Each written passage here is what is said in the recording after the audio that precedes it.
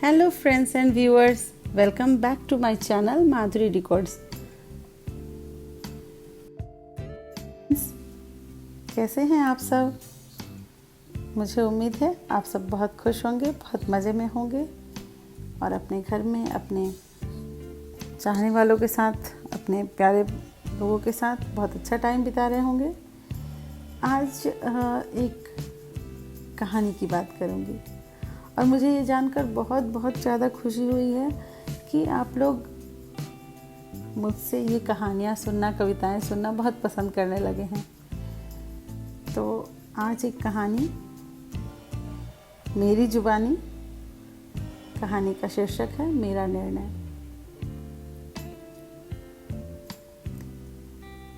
राहुल कहानी का एक पात्र है और उनकी पत्नी है। ये कहानी उनके बीच की ही है, तो कहानी को आगे बढ़ाती हूँ। राहुल ने अपनी पत्नी प्रज्ञा पर कोर्ट में चरित्रहीनता के आरोप में तलाक का मुकदमा दायर किया था। उसका आरोप था कि उसकी पत्नी के अवैध संबंध हैं। वह अपने 2 वर्ष के बेटे को भी नहीं अपनाना चाहता। उसकी पत्नी ने जज से बेटे का डीएनए टेस्ट कराने को कहा। उसका कहना था कि डीएनए टेस्ट से तो पता चल जाएगा कि लकी हमारा बेटा है या नहीं है। असल में संबंध तो राहुल के अवैध थे। वह मुझसे मुक्ति चाहता था। जज ने प्रज्ञा की दलील पर डीएनए टेस्ट के आदेश दिए। राहुल पहले तो घबराया, फिर उसने CFSL के निरीक्षक को रिश्वत देकर रिपोर्ट बदलवाने का प्रयास भी करा पर असफल रहा। डीएनए रिपोर्ट से स्पष्ट हो गया कि लकी राहुल का ही बेटा है। जज ने फैसला सुनाया। राहुल ने प्रज्ञा पर झूठा आरोप लगाया है, इसीलिए तलाक का निर्णय का अधिकार भी प्रज्ञा का ही होगा। प्रज्ञा ने कहा, मैं ना तो इसके साथ रहूंगी और ना ही तलाक दूंगी। मैं अपने बेटे को लेकर चली जाऊंगी, पर उसका पालन पोषण का खर्च राहुल को ही वहन करना होगा। जज ने राहुल को बेटे लकी के पालन पोषण का खर्च देने का आदेश दिया। राहुल की चाल तो उल्टी पड़ गई थी। प्रज्ञा अपने बेटे को लेकर चली गई। राहुल अपनी प्रेमिका के साथ रहने लगा। कुछ सालों में राहुल को एहसास हो गया कि प्रेमिका को उससे नहीं, उसके पैसों से लगाव है।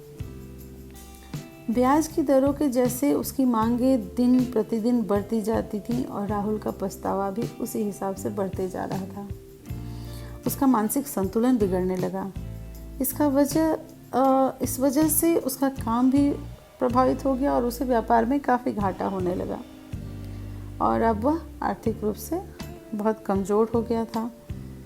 और अब उसे अच्छी तरह समझ आ गया था कि उसकी प्रेमिका को उससे नहीं, उसके पैसों से लगाव है।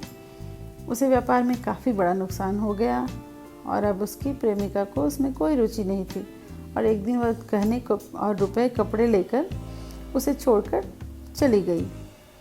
वह अपनी पत्नी और बच्चे से क्षमा मांगना चाहता था, इसीलिए राहुल ने एक दिन हिचकते हुए फ़ोन किया। दूसरी तरफ से एक लड़की की आवाज़ सुनकर उसने कहा, मैं राहुल बोल रहा हूँ। दूसरी तरफ से आवाज़ आई, बोलिए मिस्टर राहुल, मैं लकी बोल रहा हूँ। बेटा मैं तुम्हारा पापा, लकी ने गुस्से से कहा। मिस्टर राहुल, आप मेरे पापा नहीं हैं। आपने तो मुझे अपना बेटा मानने से इनकार कर दिया था। राहुल गिड़गिड़ाते हुए बोला, बेटा मुझे ब्लड कैंसर है, मैं ठीक से चल नहीं पाता। अब मैं तुम्ही लोगों के साथ रहना चाहता हूँ। बेटा, लकी ने कहा, नहीं मिस्टर राहुल, आप हमारे साथ नहीं रह सकते। यदि पैसे की ज़रूरत है मैं भेज दूंगा। राहुल गिड़गिड़ाते हुए बोला, यह क्या कह रहे हो बेटा? मेरे पैसों की वजह से ही तो तुम इतने योग्य बने हो और आज मुझे ही अपने साथ नहीं रखना चाहते। लकी ने कहा, मैं तो बस वही कर रहा हूँ मिस्टर राहुल जो आपने मुझे सिखाया। मैं आपके रुपयों का कर्ज चुका दे रहा हूँ, लेकिन मेरी माँ के अनमोल आंसुओं का कर्ज मैं कभी नहीं चुका सकता और जब ये बातें हो रही थी तब तक पीछे से प्रज्ञा आ जाती है और लकी कहता है कि मिस्टर राहुल का फ़ोन है, वे वापस आना चाहते हैं। प्रज्ञा ने फ़ोन हाथ में ले लिया और कहा, क्या आप मेरे विश्वास को लौटा सकते हैं? क्या आप मेरे बच्चे का मासूम बचपन वापस ला सकते हैं? मैं आपको कैसे माफ़ करूं? मैं आपको कभी माफ़ नहीं कर सकती। मैं अपने बेटे के साथ बहुत खुश हूँ।